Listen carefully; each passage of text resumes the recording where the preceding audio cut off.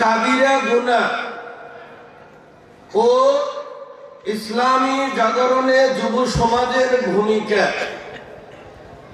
এখানে বিষয় দুইটা। প্রথমত বিষয় হলো কাবিরা গুনাহ। প্রথম বিষয়টা কি? কাবিরা গুনাহ মানে বড় গুনাহ। কি গুনাহ? বড় গুনাহ। এই কাবিরা গুনার আলোচনা 3 ঘন্টাও শেষ করা যাবে না, কারণ কাবিরা গুনাহ 100টি। কতটি? 100টি। অনেকেই বলেছেন 90টি। তাহলে আমরা কিছু কাবিরা গুনাহ আজকে এখানে উল্লেখ করার চেষ্টা করব ইনশাআল্লাহ।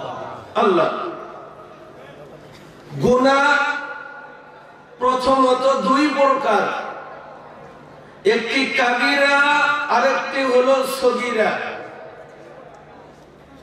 কাবিরা মানে বড় গুনাহ আর সগীরা মানে ছোট গুনাহ। একজন মানুষ মার্ডার করলেও মামলা হয়, আবার উল্টা রাস্তায় গাড়ি চালালেও মামলা হয়। 2 মামলার ধারা কি একরকম? এই যে উল্টা রাস্তায় গাড়ি চালাইয়া যেই মামলা হলো, এটা সগীরা মামলা, ফাঁসিও হবে না, 10-20 বছর জেল জুলুম হবে না। আর যে মার্ডার করলো আখিরাত, ওটা তো আছেই, দুনিয়াতেই ফাঁসি হয়ে যেতে পারে। এই মার্ডারটা হলো কাবিরা মামলা। কি মামলা? কাবিরা মামলা। এবার আসেন সগীরা গুনাহ, যেটা সগীরা গুনাহ, এটা ইবাদতের মাধ্যমে মাপ হয়ে যায়। সুবহানাল্লাহ। সগীরা গুনাহের জন্য তওবা লাগে না। সগীরা গুনাহগুলো আমরা যখন ইবাদত করব, ইবাদত করতে করতেই সগীরা গুনাহগুলো মাপ হয়ে যায়। সুবহানাল্লাহ। আমি এগুলো দলিল দিব।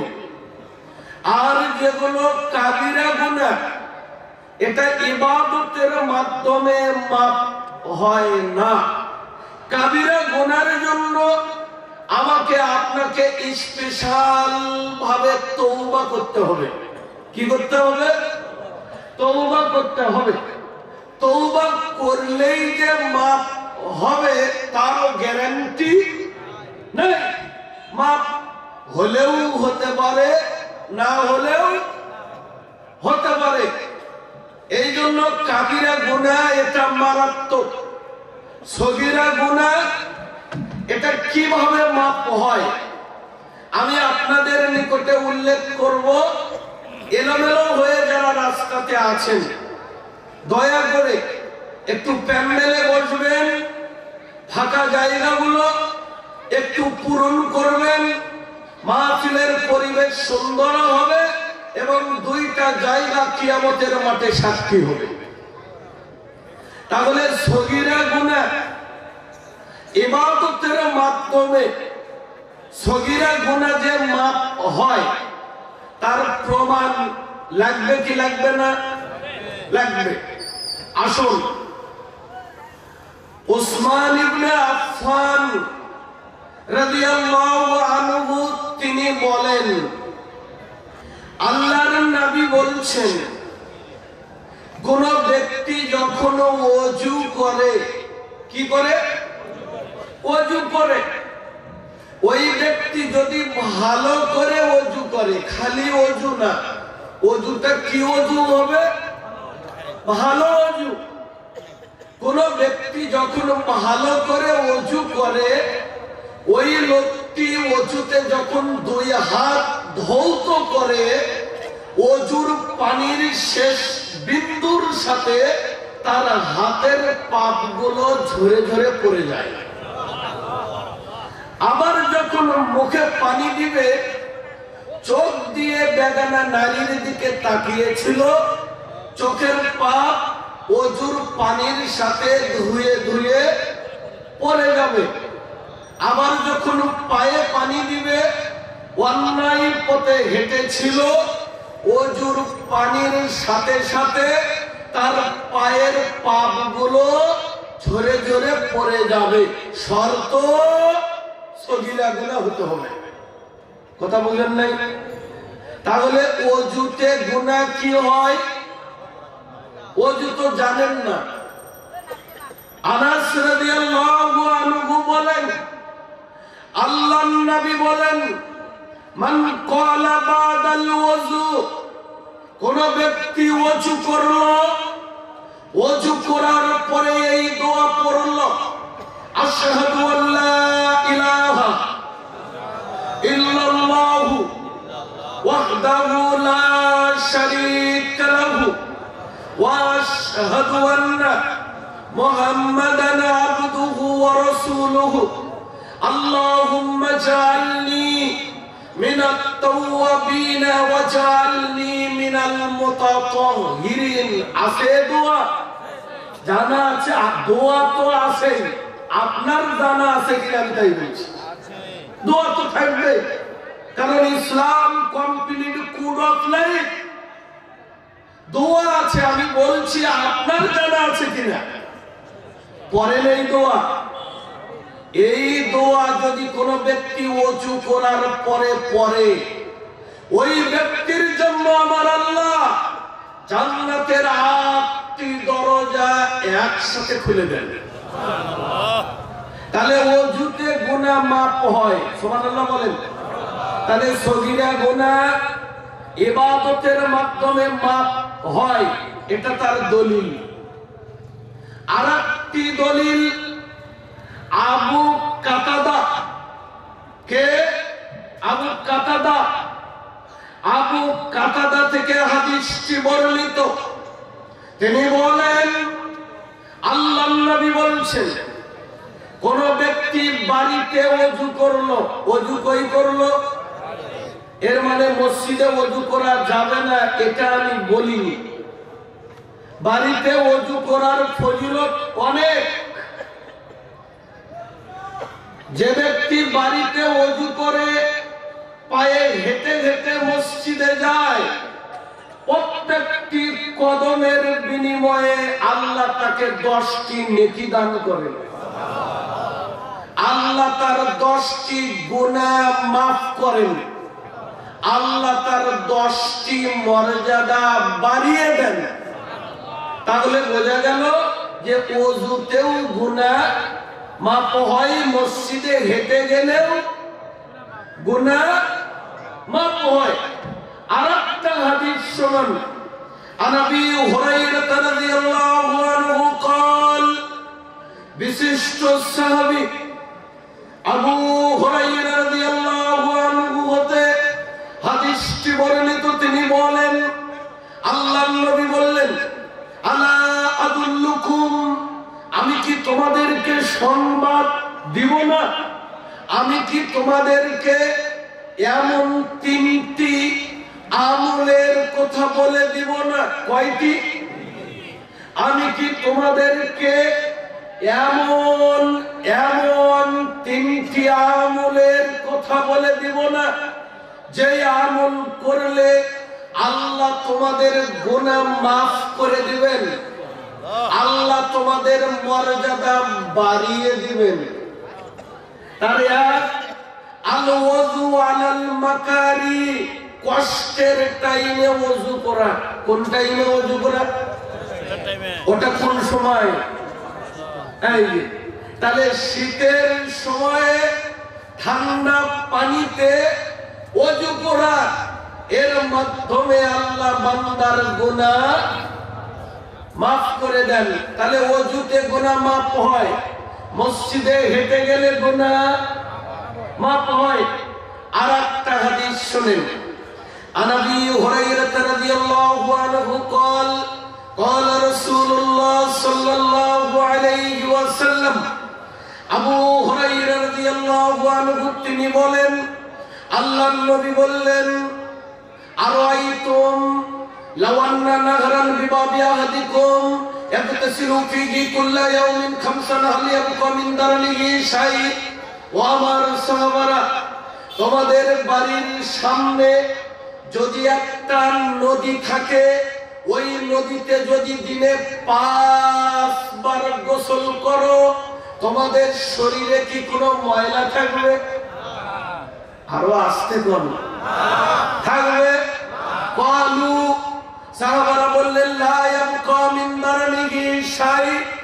আল্লাহর নবী কোন ময়লা থাকবে না, ইম্পসিবল, থাকতেই পারে না। একবার গোসল করলেই ময়লা থাকে না। আর কয়বার?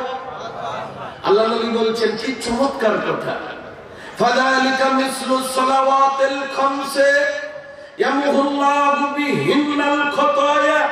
এটা 5 ওয়াক্ত সালাতের উপমা, উদাহরণ, মিসাল, এক্সাম্পল। শোনো, 5 বার গোসল করলে শরীরে যেমন ময়লা থাকে না, মানুষ যেমন পরিষ্কার হয়, তেমনি 5 ওয়াক্ত সালাত আদায় করলে দেহে কোনো পাপই থাকে না, আল্লাহ তার সব পাপ মাফ করে দেয়। আরেকটা দলিল, অবাক হয়ে যাবেন, গ্রীষ্মকাল আছে না নাই? ঋতু কয়টা? গ্রীষ্মকালে আল্লাহর নবী হেঁটে যাচ্ছেন সাহাবাদের নিয়ে, বুখারীর হাদিস। আল্লাহর নবী হেঁটে যাচ্ছেন সাহাবাদের নিয়ে, যেতে যেতে আল্লাহর নবী তিনি একটি গাছের ডাল ধরে ঝাঁকি দিলেন। গাছের সমস্ত পাতা মাটিতে পড়ে গেল, একটি পাতা গাছে থাকলো না। আল্লাহর নবী সাহাবীদেরকে বলছেন, ও সাহাবারা, তোমরা কি কিছু বুঝলা? সাহাবারা বলেন, আল্লাহু ওয়া রাসূলুহু আ'লাম, আল্লাহ এবং তার রাসূল ভালো জানেন, আমরা বুঝি নাই। আল্লাহর নবী বললেন, শোনো, আমি যেমনি গাছের ডাল ধরে ঝাঁকি দিলাম, গাছের পাতা ঝরে মাটিতে পড়ে গেল, একটিও পাতা গাছে থাকলো না। গাছ যেমন পাতা শূন্য হয়ে গেল, এমনি ভাবে আমার উম্মত যদি 5 ওয়াক্ত সালাত আদায় করে, এই গাছের পাতার মতো তার জীবনের পাপগুলো ঝরে ঝরে পড়ে যায়। আনাস রাদিয়াল্লাহু আনহু বলেন, একদা আমরা মসজিদে আল্লাহর নবীর সাথে বসে আছি, ঠিক যা রাজুলুন, এমত অবস্থায় একজন ব্যক্তি, গ্রাম্য ব্যক্তি মসজিদে প্রবেশ করলো, করে সালাম কালাম কিচ্ছু নাই, ডাইরেক্ট আল্লাহর নবীকে বললেন, ইন্নী আসক্তু হাদ্দান ফাকিম আলাইয়া। আল্লাহর নবী, আমি বড় পাপ করে মসজিদে এসেছি, আপনি আমার বিচারটা করে দিন, আমি অপরাধী, এই মাত্র এখনই একটা পাপ করেছি, আল্লাহ ছাড়া কেউ দেখেনি, আপনার কাছে এসেছি, আমার বিচারটা করে দিন। আমার ভাষা বোঝা যায়? আমার বিচারটা করে দিন। কলা রাবি আনাস বলেন, লাম ইয়াসআলহু আনহু, আল্লাহর নবী তাকে প্রশ্নই করলেন না যে তুমি কি পাপ করেছো, এটা নবী জিজ্ঞাসাই তাকে করলেন না। জিজ্ঞাসা করলে যদি বলতো, সাহাবী লজ্জা পেয়ে যেত।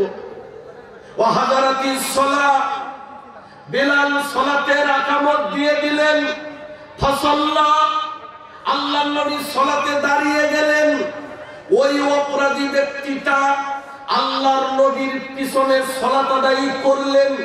ফালাম্মা কাযান নবী সাল্লাল্লাহু আলাইহি ওয়াসাল্লাম সালাত, আল্লাহর নবী যখন সালাত শেষ করলেন, তো আমার রাজুল, ওই ব্যক্তি আবার মসজিদে দাঁড়িয়ে গেল। কোন ব্যক্তি? ওই যে ওটাই, যে নামাজের আগে বিচার চাইতে মসজিদে এসেছে, অপরাধী ব্যক্তি নামাজের পরে আবার দাঁড়ালো, ইয়া রাসূলুল্লাহ, ইন্নী নাসাবতু হাদ্দান ফাকিম ফি কিতাবিল্লাহ, আল্লাহর নবী আমি বড় পাপী, কোরআন দিয়ে আমার বিচার করেন। তাহলে বিচার হবে কি দিয়ে? কোরআন দিয়ে বিচার হবে। ব্যক্তিগত জীবন, পারিবারিক জীবন, সামাজিক জীবন, রাজনৈতিক জীবন চলবে কি দিয়ে? কোরআন দিয়ে। এই কোরআন যেটার উপরে রেখে পড়েন ওটার নাম কি? 50 থেকে 70 টাকা দাম। ওটাতে লাথি লাগলে আমরা ওই কাঠের রেগালে চুমু খাই। এই 50 টাকার রেগালে লাথি লাগলে চুমু খাই, অথচ 50,000 টাকার খাতে লাথি লাগলে চুমু খাই না। রেহালে চুমু খাই কেন? ওই রেহালে যখন কোরআন রেখেছি, রেহালের দাম আল্লাহ বাড়িয়ে দিয়েছেন। একটা কাপড়ে কোরআন রাখি, পলিস্টার কাপড়, 50 টাকা দামও হবে না। ওই কাপড় ধুলাবালি পরিষ্কার করি। কারণ কি? ওটা কাপড়ের দাম না, ওটার ভিতরে কোরআন রাখার কারণে কাপড়ের দাম আল্লাহ বাড়িয়ে দিয়েছেন। আরবি 12টা মাসের মধ্যে সবচাইতে ফজিলতপূর্ণ মাস রমজান মাস। এই মাসের মর্যাদা কেন? এই মাসে আল্লাহ কোরআন নাযিল করেছেন। এই মাসের মধ্যে লাইলাতুল কদরের রাত 83 বছর ইবাদতের চাইতে উত্তম। কারণ এই রাতে কোরআন অবতীর্ণ হয়েছে। যত নবী আছে প্রত্যেকটা নবী রাসূল আল্লাহকে বলেছিল, আল্লাহ যদি তুমি আমাকে নবী না বানাইয়া শেষ নবীর উম্মত বানাইতে নিজেকে ধন্য মনে করতাম। ওই নবীর এত দাম বেশি কেন? আমাদের নবীর এত দাম কেন? কারণ আমাদের নবীর উপর তাওরাত, ইনজিল, জবুর কিচ্ছু অবতীর্ণ হয়নি, হয়েছে 30 পারা কোরআন। এই কোরআন লাউহে মাহফুজ থেকে যেই জায়গাতে এসেছে ওই ঘরের নাম বাইতুল ইজ্জা। নাম কি? বাইতুল ইজ্জা। ওই ঘর সম্মানিত ঘর কেন হলো? আল্লাহ লাউহে মাহফুজ থেকে কোরআনকে একবারে ওই ঘরে অবতীর্ণ করেছেন। এই জন্য ওই ঘরের নাম হলো সম্মানিত ঘর। থাকবে তার দাম কম না বেশি? সাহাবী কি বলল? আমাকে কোরআন দিয়ে বিচার করুন। আছেন আমার সাথে? কি দিয়ে বিচার করুন? কোরআন দিয়ে। আল্লাহর নবী তাকে বললেন, আসাল্লাইতা মানা, এই মাত্র জামাত হলো, তুমি কি জামাতে নামাজ পড়নি? তখন ওই অপরাধী ব্যক্তি বলে, নাম, হ্যাঁ আল্লাহর নবী আমি জামাতে নামাজ পড়লাম। আল্লাহ নবী বললেন, শোনো, জামাতে নামাজ পড়ার কারণে আল্লাহ তোমার আজকের গুনাহ না বিগত জীবনের গুনাহ মাফ করে দিয়েছেন। তাহলে ওযুতে গুনাহ মাফ হয়, পায়ে হেঁটে মসজিদে গেলে গুনাহ মাফ হয়, কষ্ট করে ওযু করলে গুনাহ মাফ হয়, সালাত আদায় করলে গুনাহ বোঝা যায়, সালাত আদায় করলে গুনাহ মাফ হয়। আরেকটা হাদিস শুনেন, আবু হুরায়রা রাদিয়াল্লাহু আনহু قال, আবু হুরায়রা রাদিয়াল্লাহু আনহু হতে হাদিসটি বর্ণিত, তিনি বলেন, আল্লাহর নবী বলেন, ইদা আমানাল ইমামু ফাআমিনু, ইমাম যখন আমিন পড়ে তোমরা তখন আমিন পড়িও। ইমামের আগেও না, ইমামের পরেও না। ফাইনাল মালাইকাতা তুআমিনু, কেননা তখন তোমাদের সঙ্গে ফেরেশতারাও আমিন পড়েন। সুবহানাল্লাহ বলবেন না? ফামান ওয়াফাকা তামিনুহু তামিনাল মালাইকাতি গুফিরা লাহু মা তাকাদ্দামা মিন যামবি, রাওয়াহু মুসলিম। আল্লাহর জোরে বলেন সুবহানাল্লাহ। তাহলে এখন আমরা শুনবো নামাজের পরেও গুনাহ মাফ হয়, কিন্তু গুনাহটা যদি সগীরা গুনাহ হয়, ঠিক আছে না? আবু হুরায়রা তিনি বলেন আল্লাহর নবী বললেন দিনে রাত্রিতে ফরজ সালাত 17 রাকাত। কত রাকাত? 17 রাকাত। কয় রাকাত? ওয়াক্ত কয়টা? 5টা। এর মানে কি সুন্নাত পড়বেন না? পড়বেন না? একটা হাদিস খালি বলি। আম্মা হাবিবাতা ক্বালাত ক্বালা রাসূলুল্লাহ সাল্লাল্লাহু আলাইহি ওয়াসাল্লাম, উম্মে হাবিবা তিনি বলেন আল্লাহর নবী বলেন মান সাল্লা ফি ইয়াউমিন ওয়া লাইলাতিন 12 রাকা বুনিয়া লাহু বাইতান ফিল জান্নাহ। আল্লাহর নবী বলছেন যেই ব্যক্তি দিনে ও রাত্রি মিলে 12 রাকাত সুন্নাত নামাজ পড়বে আল্লাহ ওই ব্যক্তির জন্য জান্নাতে একটা বালাখানা তৈরি করে দিবেন। সুবহানাল্লাহ। কয় রাকাত? 12 রাকাত। লোক দিয়ে গুনেন।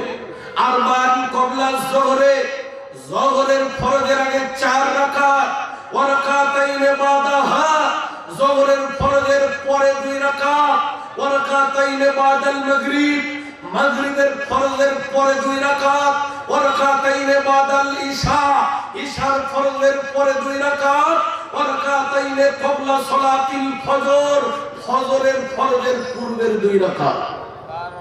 12 রাকাত। কত হলো? এখানে অনেক গরিব মানুষ আছেন, আপনাদের মনে স্বাদ জাগে না হজ করতে? জাগে কি জাগে না? দেখি গরিব মানুষগুলো হাত তুলেন তো, যারা গরিব। লজ্জার কিছু নাই, হাত উঠান।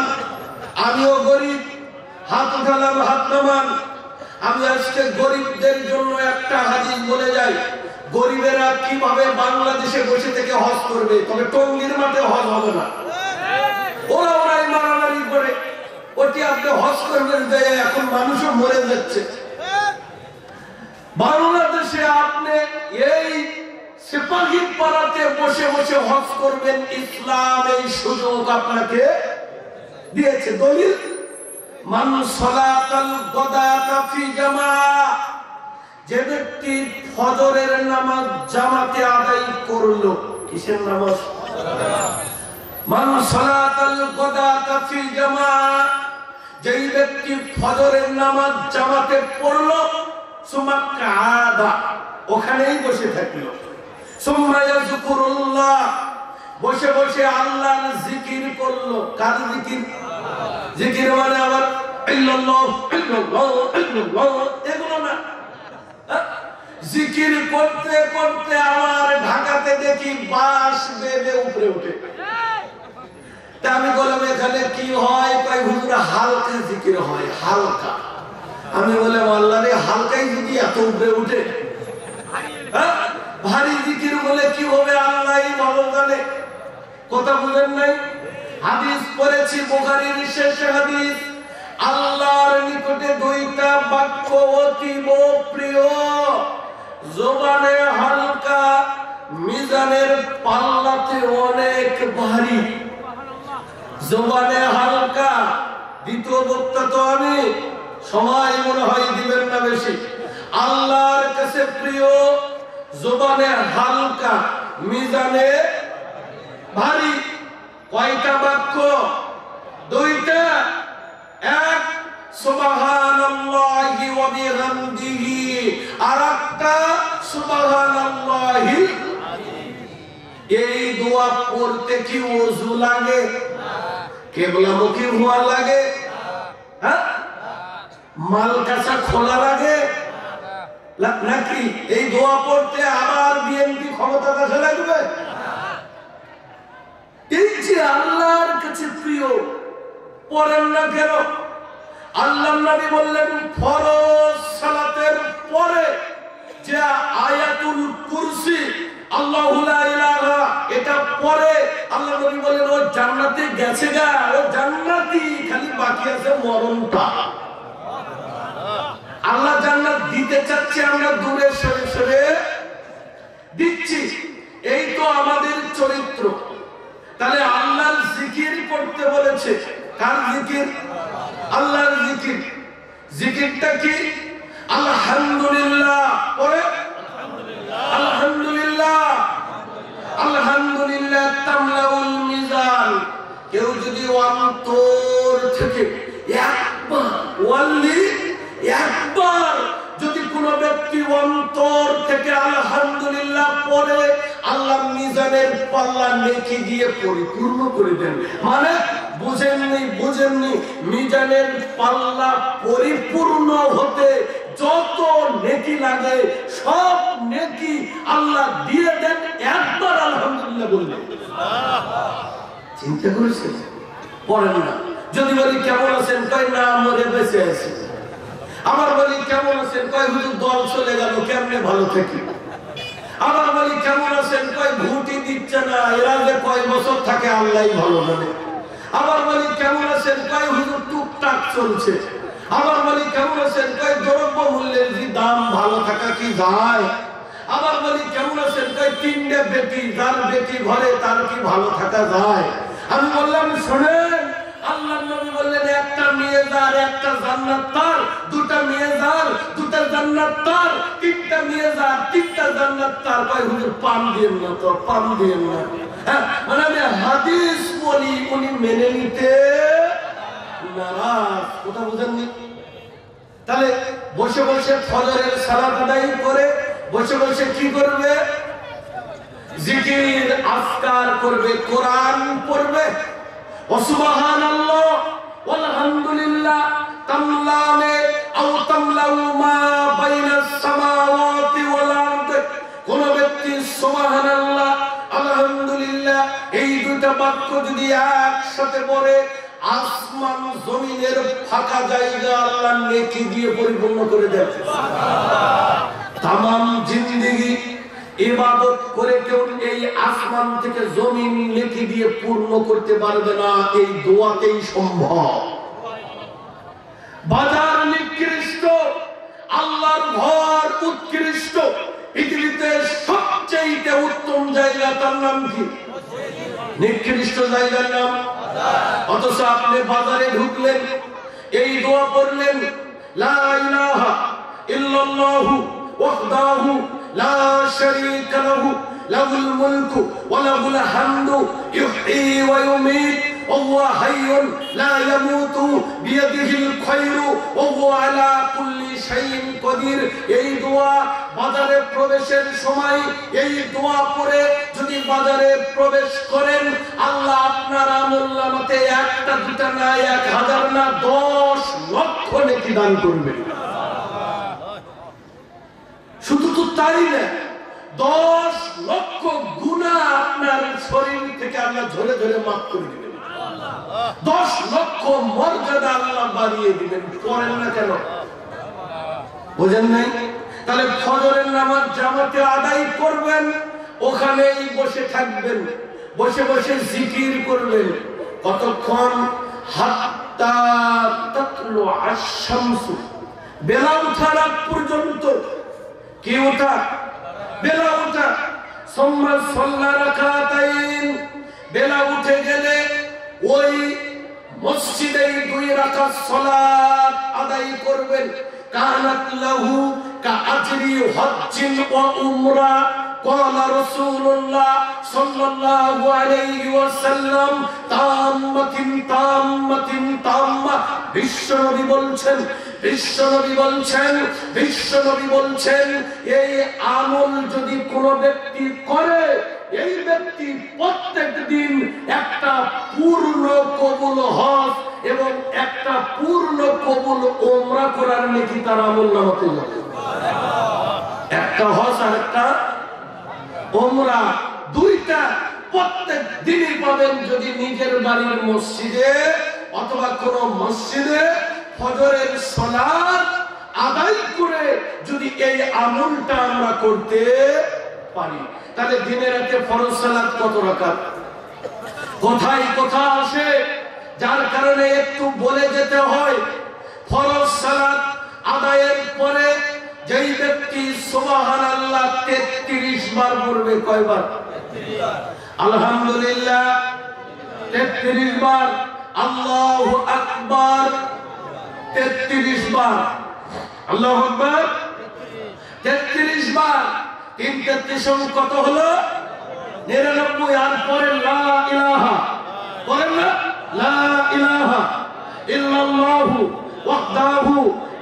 শারীকা লাহু লাহুল মুলকু ওয়া লাহুল হামদু ওয়া হুয়া আলা কুল্লি শাইইন কাদির। কাদির না কাদির, ওগুলো আর চলে না। এই জন্য ওয়া হুয়া আলা কুল্লি শাইইন কাদির। এটা যে ব্যক্তি পড়বে, ওই ব্যক্তির পাপ যদি সমুদ্রের ফেনা সমতুল্য হয়, আল্লাহ তার সব পাপ মাফ করে দিবে। তাহলে সালাতের পরেও কি মাপ হয়? গুনাহ মাপ হয়। দুইজন মুসলমান সালাম দিল, মুসাফা করলো,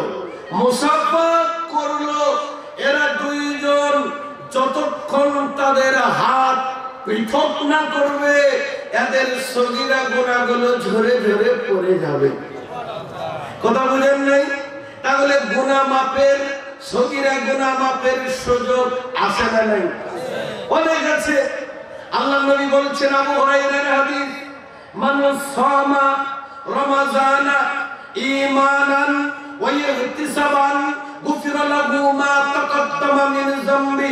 যেই লোকটা রমজানের রোজা রাখবে ঈমানের সাথে, নেকির আশায়, আল্লাহ তার পূর্বের গুনাহ মাফ করে দিবেন।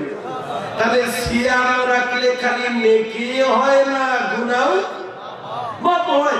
এরপরে বললেন, ওমান কামা রমাজানা ঈমানান ওয়া ইহতিসাবান গুফিরা লাহু মা তাকাদ্দামা মিন যামবি। যে ব্যক্তি রমজানে তারাবি পড়ে, কিয়ামুল লাইল করে, তাহাজ্জুদ পড়ে, আল্লাহ এই লোকটার অতীতের গুনাহ মাফ করে দেন। ওয়ামান কামা লাইলাতুল কদরে ঈমানান ওয়া ইহতিসাবান গুফিরা লাহু মা তাকাদ্দামা মিন যামবি। কেউ যদি কদর রাত জেগে জেগে ইবাদত করে, আল্লাহ তার গুনাহ। এই জন্য ইবাদতের মাধ্যমে গুনাহ মাফ হয়। কার মাধ্যমে? দানের মাধ্যমে গুনাহ মাফ হয়। কিভাবে মাফ হয়? আল্লাহর নবী বলেন, পানি যেমন আগুনকে নিভে দেয়, ঠিক দান মানুষের পাপ এইভাবে মিটিয়ে দেন। সুবহানাল্লাহ। আল্লাহ নবী বললেন, হজের মাধ্যমে গুনাহ মাফ হয়। মান হাজ্জা ফালাম ইয়ারফুস ওয়ালাম ইয়াফসুক রাজাকা ইয়াউমিন ওয়ালাদাতুহু উম্মু। আল্লাহর নবী বলছেন, আবু হুরায়রা রাদিয়াল্লাহু আনহু হাদিসটি বর্ণনা করেছেন। আল্লাহর নবী বলছেন, যদি কোনো ব্যক্তি হজ করলো, তাতে কোনো ভুল করলো না, বেহুদা কথা বললো না, অশ্লীল কথা বললো না, তার হজ কবুল হলো। ওই লোকটা এমন ভাবে ফিরে আসলো, রোজা এমন ভাবে ব্যাক করলো, কায়াউমিন ওয়ালাদাতুহু উম্মু, যেন আজকেই তার মা তাকে জন্ম দিল। বুঝা গেল? তাহলে বোঝা গেল এইভাবে আমাদের সগীরা গুনাহগুলো কি হয়? সগীরা গুনাহ মাফ হয়। কিন্তু কাবীরা গুনাহ, সগীরা গুনাহ কিছু হলে বুঝেছেন, ইবাদতের মাধ্যমে সগীরা গুনাহ মাফ হয়, কিন্তু কাবীরা গুনাহ ইবাদতের মাধ্যমে মাফ হবে না। তে কাবীরা গুনাহগুলো কি? কাবীরা গুনাহ কতটি? 100টি। কতটি? কথা বলেন না? 100টি। তাহলে আমি কিছু উল্লেখ করি। পৃথিবীর জগতে সবচাইতে বড় পাপ, তার নাম শিরক। এটা কাবীরা গুনাহ প্রথম সিরিয়াল। কি পাপ? শিরক। শিরক করলে পুরস্কার 3টা।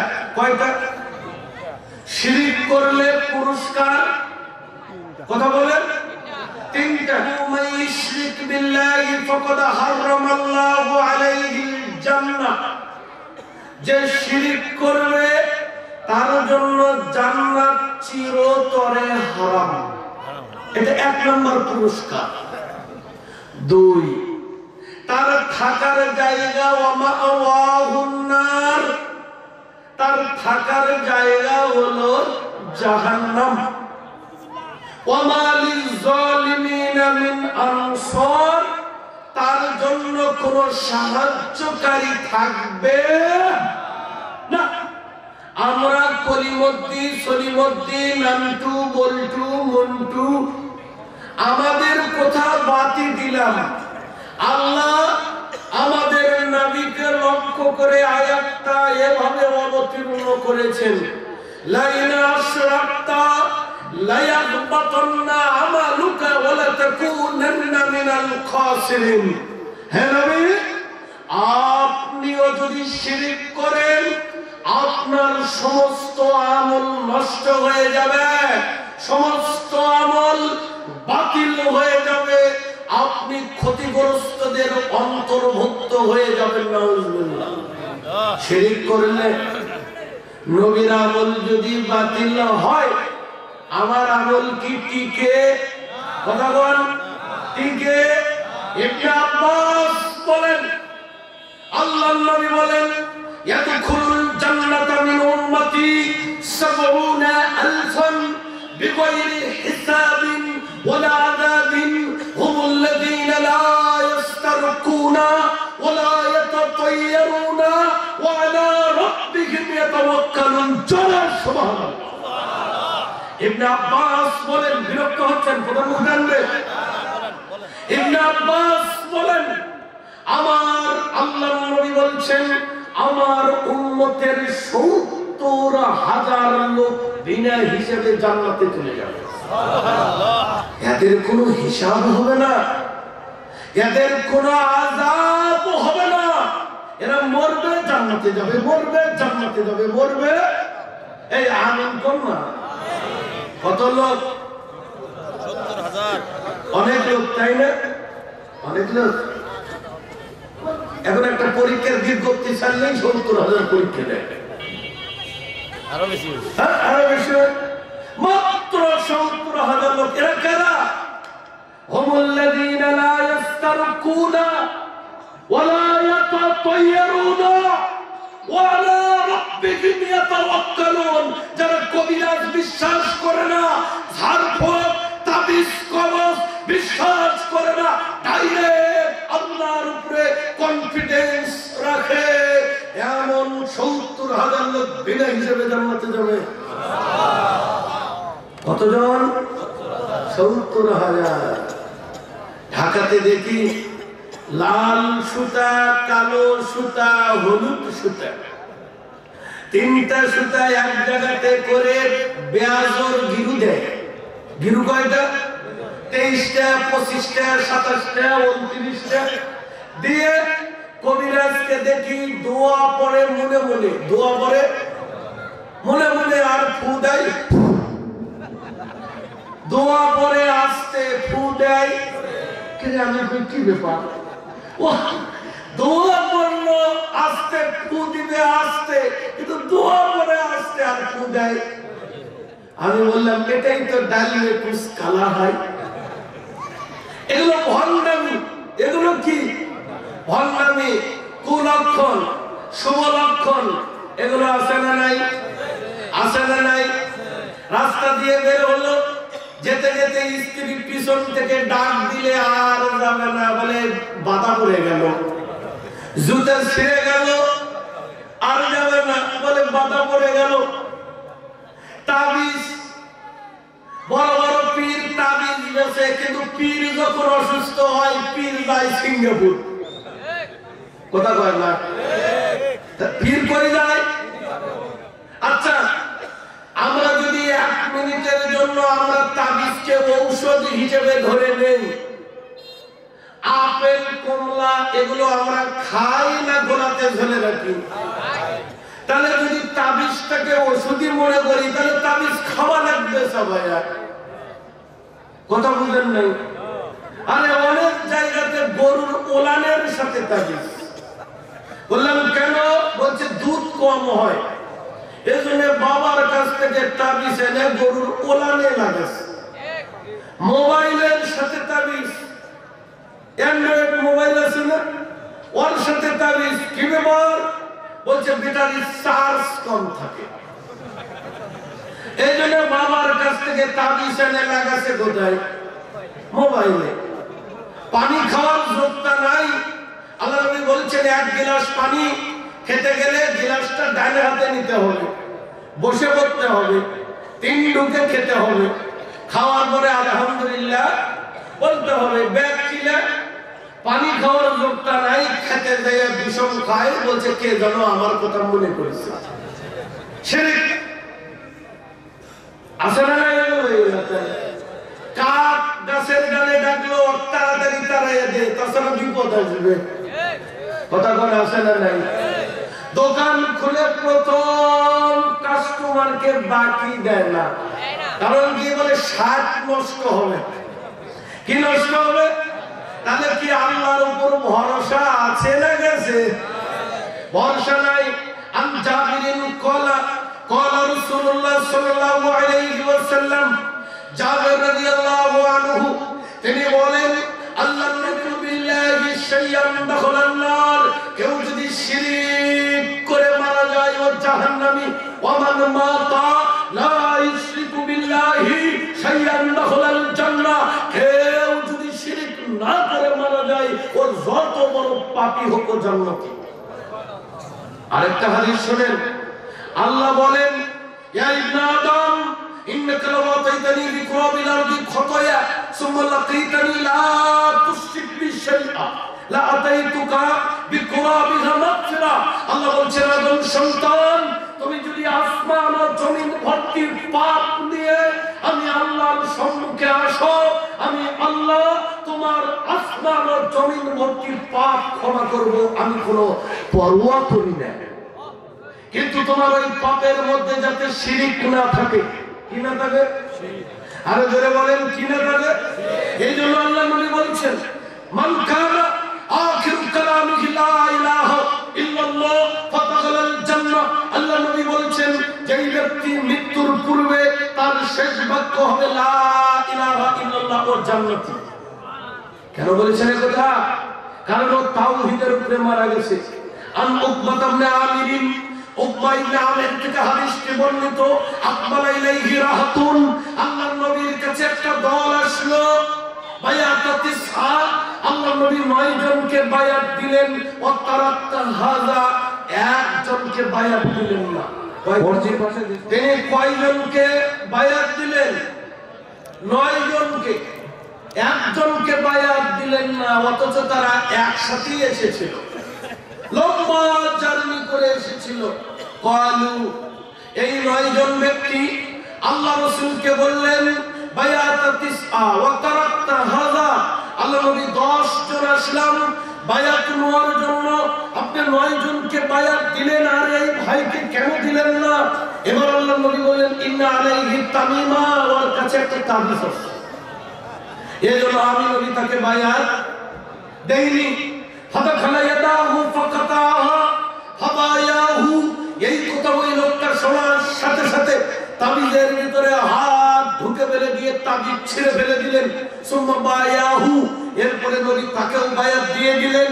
নবী এবার একটা বক্তব্য দিলেন, মান আল্লাকা তামিমাতান ফাকাদ আশরাকা, যে তাবিজ ঝালালো, শিরক করলো, এই অবস্থায় মারা গেল, ও জাহান্নামে চলে যাবে। নাউজুবিল্লাহ। চন্দ্রগ্রহণ লাগলে আপনার স্ত্রী ঘর থেকে বের হতে পারবে না, শিরক। চন্দ্রগ্রহণ লাগলে আপনার স্ত্রী তরকারি কাটতে পারবে না, তাহলে বাচ্চা প্রতিবন্ধী হবে, এটা শিরক। আজকে এই যে শিরক, এটা হচ্ছে কাবিরা গুনাহ। এটা যদি কোনো ব্যক্তি করে, এই পাপ সালাত করে, ওযু করে, সালাম দিয়ে, সালাতের পরে দোয়া করে, ইমামের সাথে আমিন পড়ে, যেগুলো বললাম না, এই শিরক পাপ যাই করবে, এই ইবাদতের মাধ্যমে এই পাপ মাপ হবে। আলোচনা তাহলে বুঝিচ্ছেন আপনারা নাকি? তাহলে শিরক করা যাবে। আর একটা 2 নম্বর কাবিরা গুনাহ হলো বিদআত করা। কি করা? বিদআত করা। বিদআত মানে দ্বীনের মধ্যে নতুন কিছু সৃষ্টি। আল্লাহ নবী যেটা করেননি ওটাকে দ্বীন ভেবে নেকির আশায় ওটাকে করার নাম বিদআত। আপনাদের এই মসজিদে খুতবা হয় কি হয় না? কথা বলেন। প্রত্যেক খুতবাতে ইমাম সাহেব আরবিতে এই বাক্য পড়েন, কুল্লু বিদাতিন দলাল, পড়ে না? ওয়াকুল্লু দলালাতিন ফিন্নার, প্রত্যেক বিদআত পথভ্রষ্ট, নাকি কিছু বিদআত পথভ্রষ্ট? তাই কইছে প্রত্যেক বিদআত পথভ্রষ্ট, আর প্রত্যেক পথভ্রষ্টই হলো জাহান্নাম। বুঝেন নাই? এই জন্য বিদআত করা যাবে না। আল্লাহ নবী বললেন, যে ব্যক্তি এমন কোন আমল করলো, মান আমিলা আমালান লাইসা আলাইহি আমরুনা ফাহুয়া রাদ্দুন, যে ব্যক্তি এমন কোন আমল করলো যে আমলের নির্দেশনা আমাদের পক্ষ থেকে নাই, ওটা যত ভালোই হোক ওটা বাতিল। ওটা কি? অনেক বিদআত আছে। কবর জিয়ারত করতে যাবেন, সেখানে দোয়া আছে, আসসালামু আলাইকুম ইয়া আহলাল কুবুরি ইয়াগফিরুল্লাহু লানা ওয়া লাকুম ওয়া আনতুম সালাফুনা ওয়া নাহনু বিল হাসানাত। অথচ দোয়া হলো আসসালামু আলাইকুম ইয়া আহলাদ দিয়ারি মিনাল মুমিনিনা ওয়াল মুসলিমাত ওয়া ইন্না ইনশাআল্লাহু বিকুম লাহিকুনা নাসআলুল্লাহু লানা ওয়া লাকুমুল আফিয়া। এরপরে আমরা পড়ি আস্তাগফিরুল্লাহ রাব্বি মিন কুল্লি যামবি ওয়া আতুবু। এই দোয়া কোরআন হাদিসে নাই। কোরআন হাদিস কোনটা? আস্তাগফিরুল্লাহ আল্লাযী লা ইলাহা ইল্লা হুয়াল হাইয়ুল কাইয়্যুম ওয়া আতুবু ইলাইহি। মেড ইন চায়না একটা হাদিস আছে। কি চায়না? যার কোনো ওয়ারেন্টি গ্যারান্টি নাই। কি সেটা? চীন দেশে যায় হলেও বিদ্যা অর্জন করো।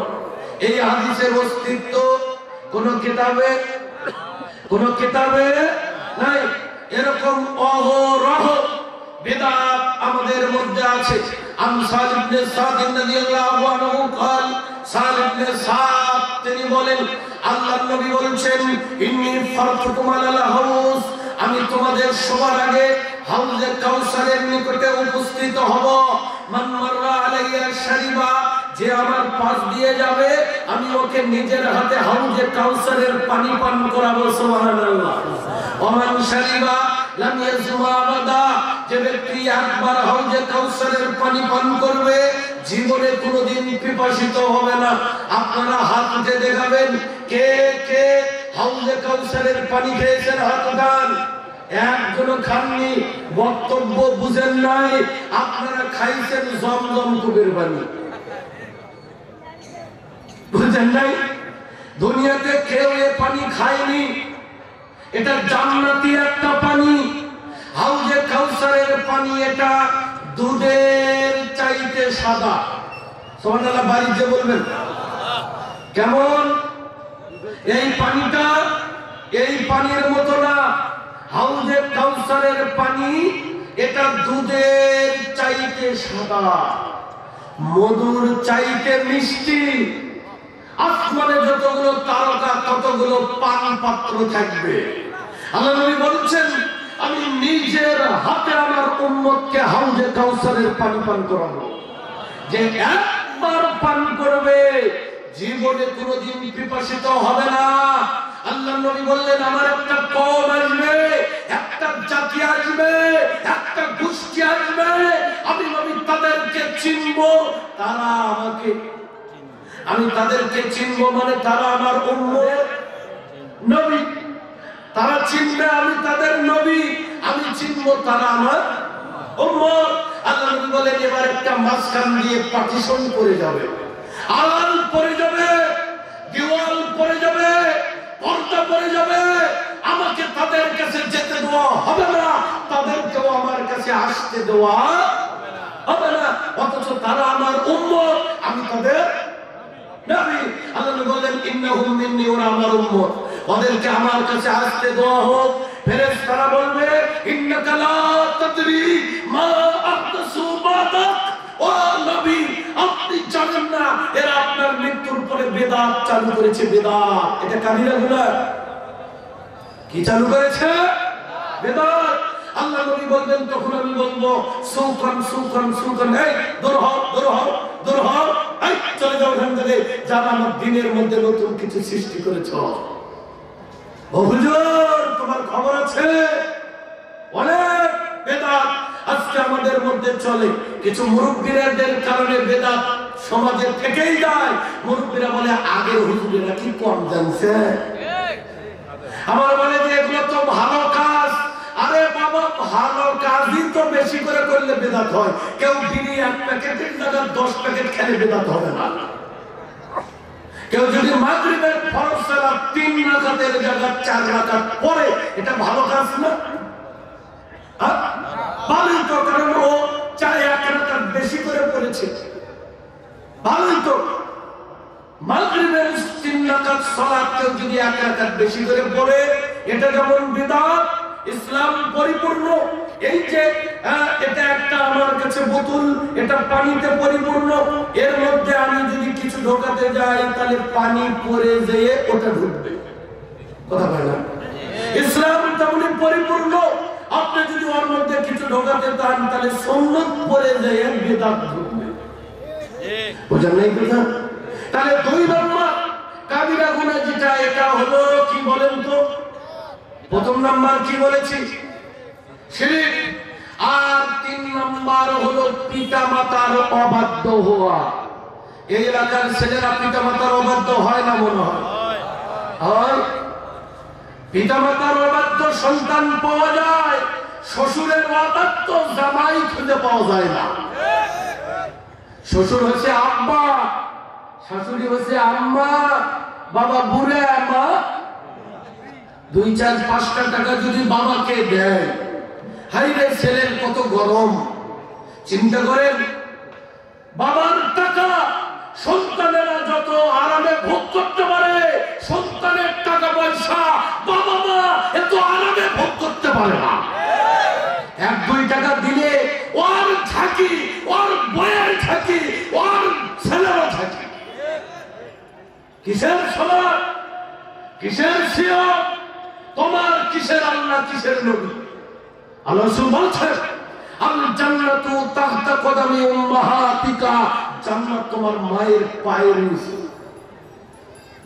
একজন সাহাবী বললেন, ও জাহিদ, আল্লাহ নবী আমি জিহাদ করতে চাই। আল্লাহ নবী বললেন, আনা কামন, তোমার পিতামাতা বেঁচে আছে? বলে আছে। আল্লাহ নবী বললেন, তুমি তোমার পিতামাতার সেবা করো।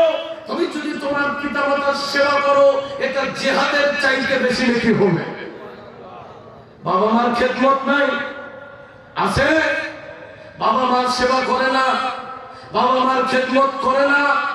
আশ্চর্য কথা, আল্লাহর নবী মরুভূমির ভিতরে বসে আছেন, একজন মহিলা আসলো। সাহাবারা বলছেন আমরা চিনি না, কই থেকে আসলো, মহিলার কি পরিচয়? আল্লাহর নবী উনি ওনার চাদরখানি, মহিলার চাদরখানি মরুভূমির বালির উপরে বিছিয়ে দিলেন। মহিলা এসে ওই চাদরের উপরে বসলেন, আল্লাহর নবীর সাথে গল্প করে চলে গেলেন। সাহাবারা অবাক, আশ্চর্য, অ্যাস্টনিশ হয়ে গেলেন। এটা কোন মহিলা? তাকে তো ইতিপূর্বে আমরা দেখিনি। কেন তার এত রেসপেক্ট, কেন তার এত সম্মান? যখন চলে গেল আল্লাহর নবীকে বলল, নবী বলবেন এই মহিলার পরিচয় কি? কেন আপনি নিজের চাদর মরুভূমির বালির উপরে বিছিয়ে দিলেন? তার সাথে নম্র ভদ্র হয়ে, মার্জিত হয়ে, মাথা নত করে কথা বললেন। আল্লাহর নবী বলছেন, শোনো, এই মহিলা আমার দুধ মা হালিমা, টাকা দিয়ে দুধ বিক্রি করতো, মাগনা নবীকে দুধ দিত না।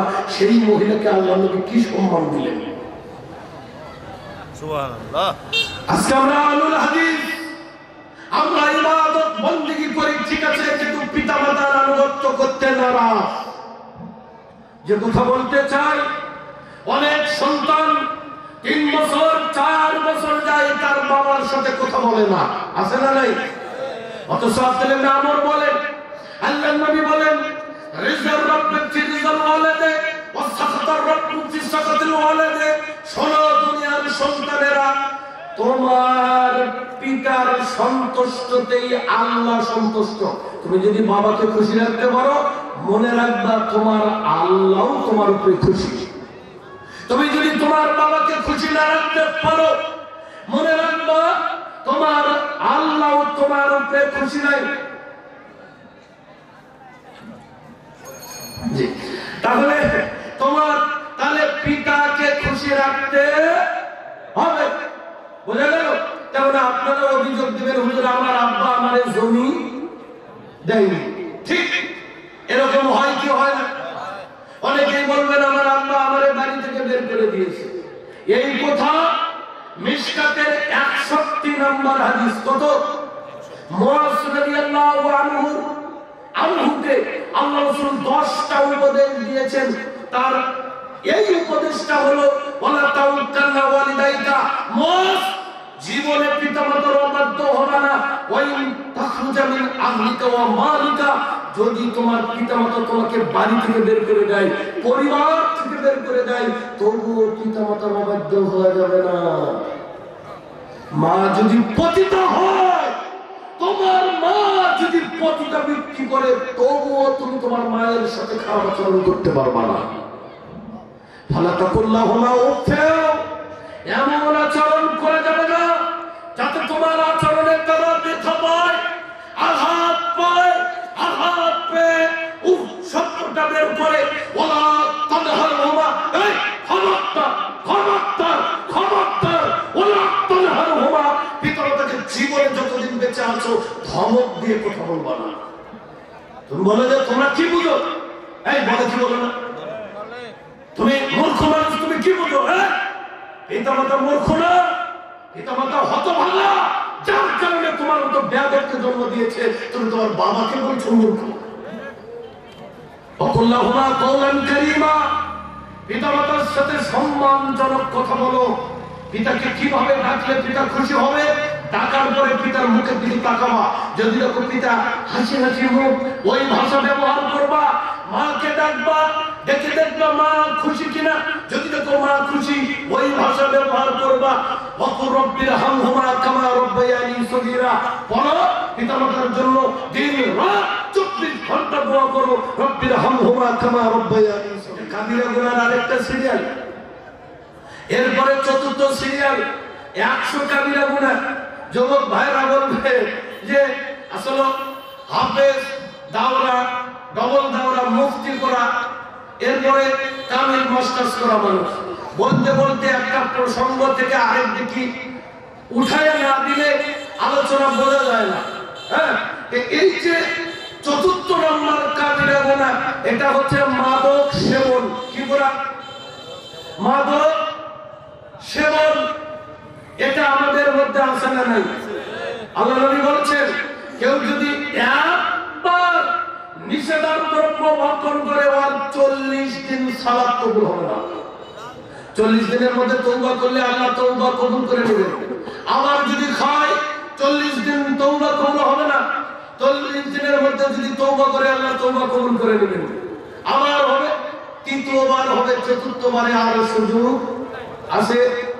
পৃথিবীতে অনেক বড় বড় পাপ দেখেছি, আল্লাহ নবী এত জঘন্য ভাষা ব্যবহার করেননি যতটা জঘন্য ভাষা ব্যবহার করেছেন বিড়ি, সিগারেট, তামাকজাত দ্রব্যের উপরে। এক জায়গাতে বলেছেন উম্মুল ফাহিশা, নিষেধাজ্ঞ দ্রব্য সমস্ত পাপের মা। আরেক জায়গাতে বলেছে রাসু কুল্লি ফাহিশা, নিষেধাজ্ঞ দ্রব্য সমস্ত পাপের মাথা। আরেক জায়গাতে বলেছে মিফতাহু কুল্লি শাররিন, নিষেধাজ্ঞ দ্রব্য সমস্ত পাপের চাবি। বলেছে পাপের মা, বলেছে পাপের মাথা, বলেছে পাপের